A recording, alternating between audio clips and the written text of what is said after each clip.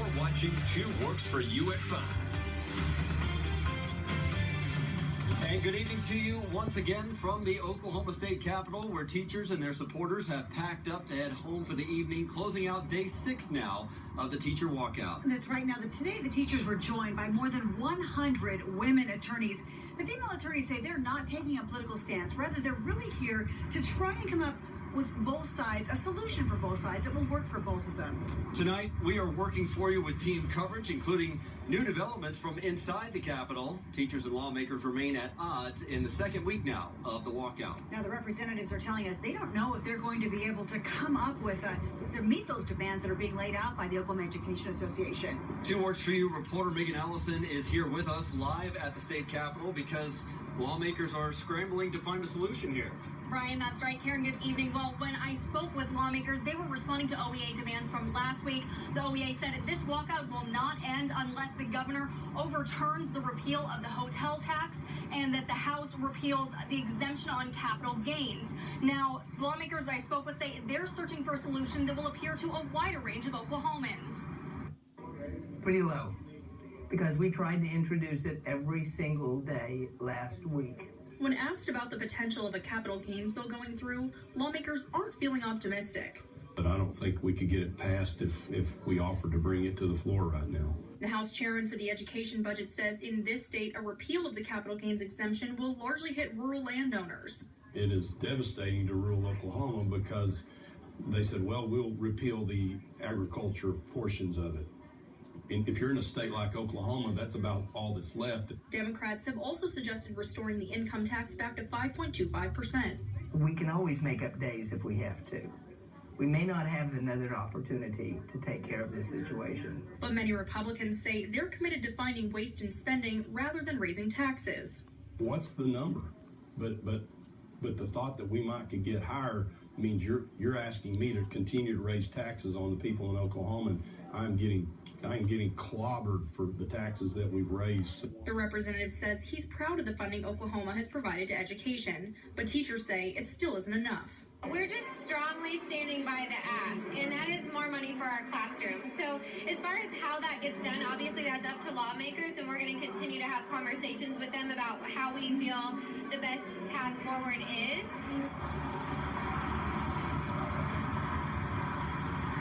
Some lawmakers tried to bring on a vote to end the capital gains exemption today. That measure failed, but there is potential for it to be brought back later this week. Reporting live at the Capitol, Megan Allison, 2 Works for You. Now, Senate Republicans are looking at changing tax credits to the wind energy as a solution. During a press conference this afternoon, they told us that in addition to having no income tax, wind companies actually receive about $70 million extra dollars as a refundable credit each year.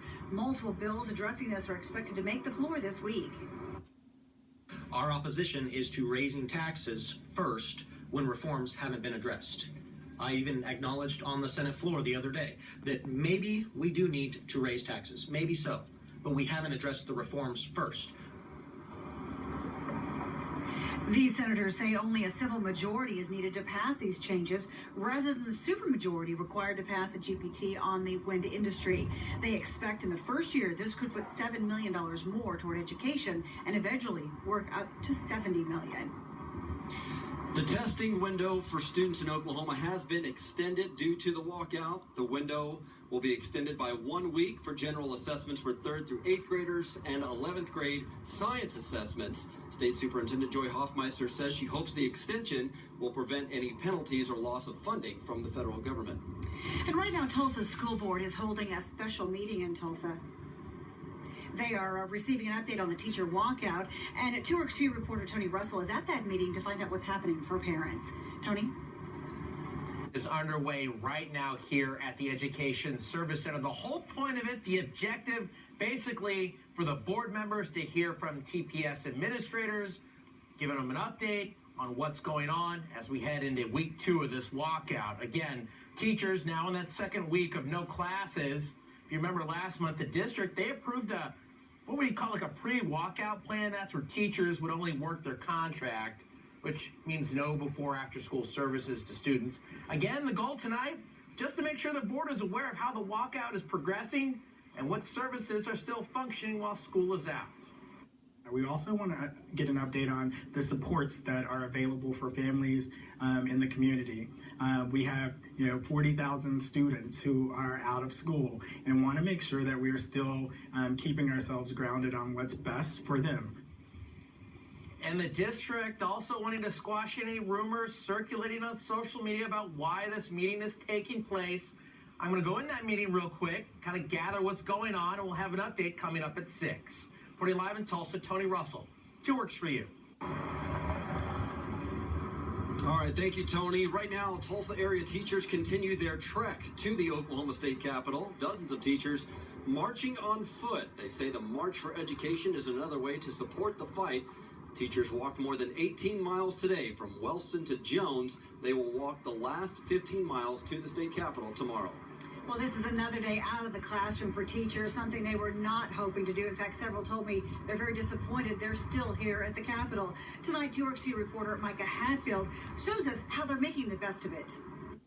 What you're seeing behind me is something we're used to seeing in Stillwater or Norman on a fall Saturday. But today we're not here for the Cowboys or the Sooners. We're here tailgating for the teachers.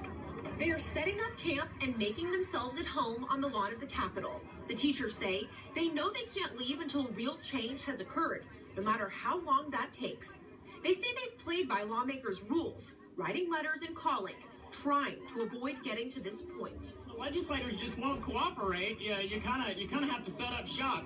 A lot of us, I think, would prefer to be back in our classrooms doing what we went to college to do, what we love doing. But until education's a priority for this state, it looks like we're going to have to set up some couches, some furniture, maybe get some RVs in here, because it looks like it's going to be a while. One person we spoke to called what's happened revolutionary, saying he can't remember a time the entire state came together like they are now for one common cause. They've got snacks, they've got card games, and they've got their tents set up. These teachers sending a strong message to lawmakers they aren't going anywhere. At the Capitol, Micah Hatfield, 2 Works for You. All right, thank you, Micah. And teachers who are commuting here to the Capitol day in and day out now have a place to stay for free thanks to a local high school. Our 2 Works for You reporter Katie Wisely is live at Capitol Hill High School, where more than 400 teachers can sleep at no cost. Katie? That's right, Brian. Good evening. Sleeping on a gym floor may not be fancy, but to teachers traveling far, financially it's worth it. Oklahoma Public Schools came up with the idea last night and posted it to Facebook. Teachers that live more than 60 miles from the city could register online. The school district knows the cost of gas and lodging can add up, and teachers don't have extra money to spend. This is a way to ensure that all Oklahoma teachers get the opportunity to have their voices heard. It's going to be someplace where they can stay and be close to the Capitol and then not have to worry about getting up and driving all that distance or worrying about gas money or anything like that. Local organizations are donating food so teachers can have a free dinner. Locker rooms will also be open so teachers can shower. Now, this field house will be open for teachers throughout the week, and as long as the walkout continues, you can just go to 2 Works for You and find that website for teachers who want to register online. Reporting live in Oklahoma City, Katie Wisely, 2 Works for You. Thank you, Katie. Now, there was a huge demonstration here at the Capitol today, but in Tulsa, dozens of teachers, parents, and students lined the streets of Tulsa's Brookside neighborhood. They were showing their support for public education funding as well, and among them, some international visitors from the State Department. 2 Works for You reporter Jatel Puente spoke to a teacher from Zimbabwe about the education crisis here in Oklahoma, and she says it isn't so different. This is a historic moment for Oklahoma and its 6th day of a teacher walkout, but also for some foreign visitors who were at the rally here in Brookside who are now seeing the U.S. in a different light. These aren't the streets of New York City. The incessant honking is coming from a place fed up with the underfunding of public schools. Every year in April, it's like, how much are we losing? How many teachers is that going to affect? What classes are we going to lose? The message from teachers like Angela Loring in Tulsa is getting support one honk at a time. But it's also catching the attention of international visitors. This is a pretty historic moment for Oklahoma. would have never thought America would have such a thing here.